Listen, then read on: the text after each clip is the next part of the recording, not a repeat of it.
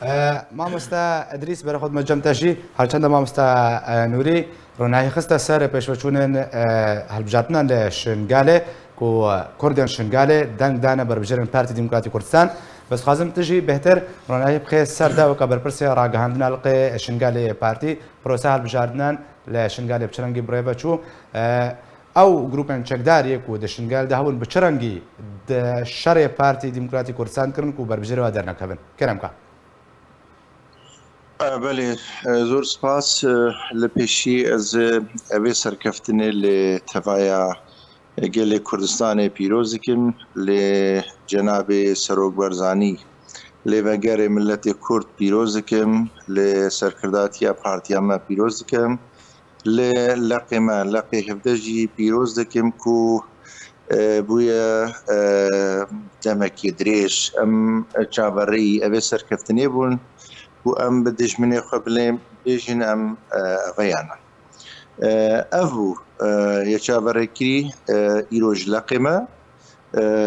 جبوی دشمنی ما جبوی دوست ما جبوی واکسا اوید گوتن شنگال نما شنگال پارتی باشا ما مستعدیس به دنگدانا خلق شنگالی تاکید کرد به دنگدانا خلق شنگالی بربژێرن پارتی چه جوان گروپên çekdarê nava şingalê re gotin PKK û Hejda Şabî Kulûdirê Eva bû xelkê şingalê bersif da dema ku bûye demekê dirêj ewan xwe bi ser şingalê de girtibû ewan netişt ku xelkê şingalê bi azadî bi hevegirine ser xakê şingalê bu demekî dirêj ku xelkê şingalê êş û nalê xwe ve dibin çadırgeha de dijî او بونه ریگیر کو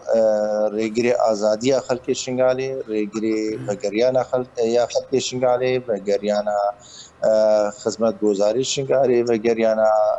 آسایش و استقرار شنگالی اما همه پککر ریگیر بوله ایرو که خلق شنگالی خبر سفر و توا گوتی بس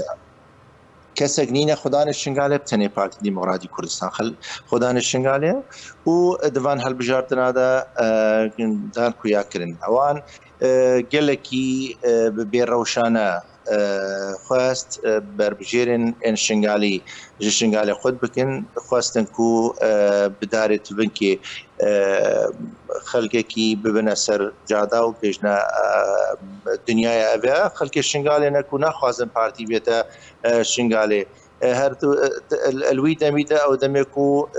امت حیداری و چنده بون که اوانا او خلقه اینا بون کلوی داره بکشن او دیسانه که سپرا پارتی بکن بشنه ها پارتی خلقه شنگاله دو کجا لی سیاست حکیمانه جناب سروگ برزانی سیاست پارتی اما گلکی جی پیلانی وان ماستر بوه ما هشت کو خلقه ما بدنگی خواه به پنجا خواه یا مور پنجا خواه کو برسوان بده بجوا اوه کو ما اود بین ایرو که بین شنگاله و گرین شنگاله لوانه که ایرو که خلق شنگاله هر سی بر بجیر خودری خستن اوان دخست تفریقه که بخننا و خلق شنگاله ده ازدیاتی و بسلمانتی بکار بینه شنگاله ده مسائل دین و مذهب شنگاله ده بکار بینه لی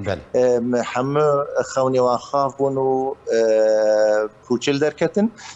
خلق شنگاله هر سی بر بجیر خودری خستن او بو کو هر دو دوی تیزدی و یه بسلماشی داره خستن کو دان خویا کردن کو شنگال جدی پیک وجیانه دان خویا کردن کو شنگال پارتی بارزانیه بس خازم تروناهی بخیر سروی چنده ده ل شنگاله پارتی بسرکت پیروزبایی او عالیکی لجدا لی PKK به چرنگی خواست شنگالیان جره بخه لوی درێ کەس بربژێر کردبوون بربژێرێ PKK دەرکەتیان ناو بچرەنگی بربژێر کردبوون بله بله بگومان اوانجی بربژێرێک دانی بوو بربژێری واندناوە هۆزین عەرەبا ده ئاهەنگ دگێران و بەرکێ سەرەکانی تەلەڤیزیۆن ئاوەدیتێک و خەلکێکی عەرەب دەرکەفتن پرۆپاگەندە ji بووی بانگی شەوانێ هەڵبژارتنا دکرێن ئەوە بوو ئەوێ دەدە خویاکردن و ئەنە مافەکەنە حزبەکە کوردستانیە ژێتا بێگاوێ مە کوردن ملەتێ منە بەس ئەوە خۆدا خویاکردن شنگالێ دەک و ئەنە مافەکەکە دژمنê milletê Kurd e PKK dijmenê xelkê Şingalê ye PKK dijmenê Partî Demokratîk Kurdistan e PKK dijmenê doza Kurdî ye lewanekê jî her ji destpêka xwe ewa berbijêrê xwe înan û berbijêrê xwe birîne nav Ereba û berbijêrê wa di nava Ereba de bengêşa xwe ya hilbijartina dikirin. Li wî demî bû ew demê ku berbijêrê me bi medeniyet vetgeriyana Şingalê ewa xelkek dîna li ser cada dadina û dixwestin dîsanekî ji wekî berî bêgavê jî me li peyva xwe de da xuya kirin ewa dixwest ew ê xelkê biêşînin û bêxine istikrar partî de bêjin aha heva Partî Demokratîk Kurdistan xelkê diêşîne. Di wî demî de ewan aheng li dewrûberê Şingalê di nav Ereba digerandin digotin beranekê bengêşa me di nava Ereba de bêkirin û vîdeo û gotiya ser vê çendiyane ve çi dexuyakirin ku PKK ne ji boî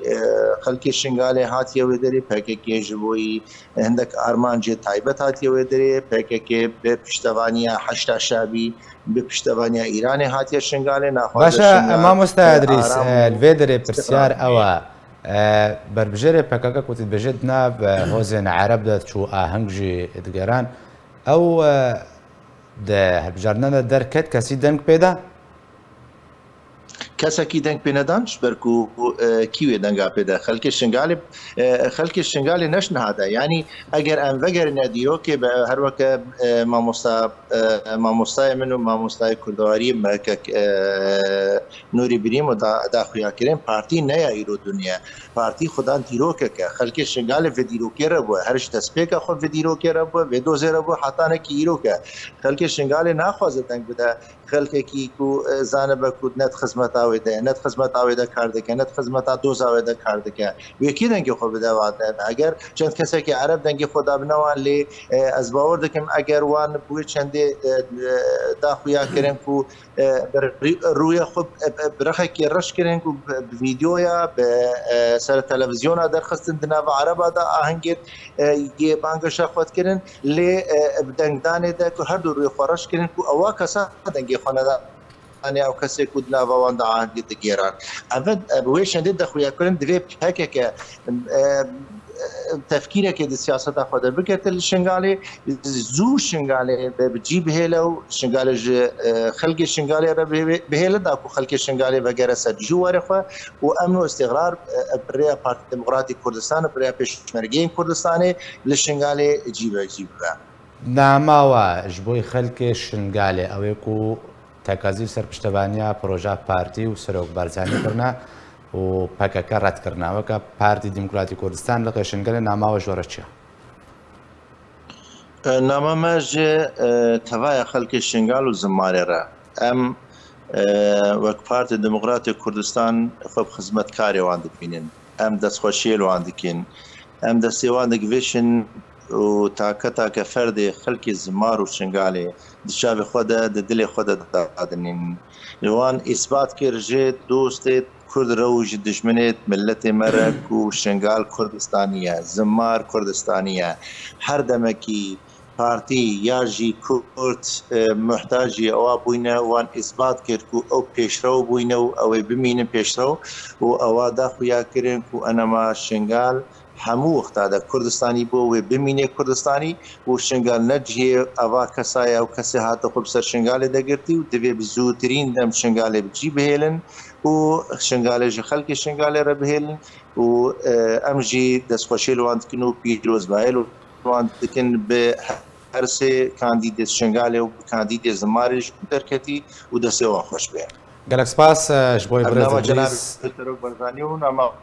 Partî Demokratîk Kurdistan hemiyê û nama liqê hevdê. Belê. Gelek spas ji bo birêz Edrîs Zozanî berpirsê ragihandina liqê Şingalê Partî Demokratîk Kurdistan ku tu mir bûyî.